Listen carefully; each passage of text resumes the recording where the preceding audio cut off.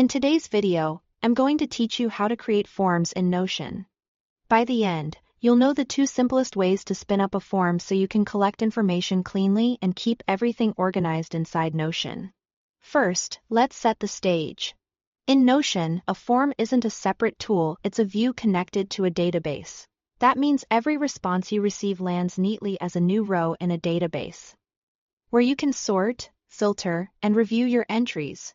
This is great for capturing things like requests, feedback, registrations, or any structured input you want to keep consistent. Let's start with creating a brand new form from any Notion page. Click into your page and type /form. From the database options that appear, select Form. The moment you do that, Notion creates a fresh form and a corresponding database behind it. You'll see a clean, focused form layout ready to accept entries. And you'll also have a linked database where every submission will live.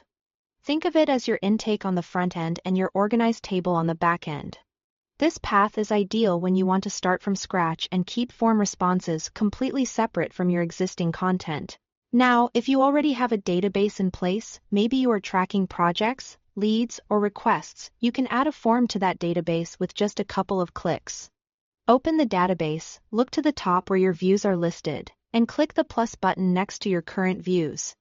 From the list, select Form. Instantly, your existing database gains a form view. Anything submitted through this form is added as a new entry to that same database, keeping your process unified without creating duplicates or extra tables. A few helpful notes as you work. Because forms are tied to databases, each field in your form corresponds to a property in the database, things like text, select, date, and more.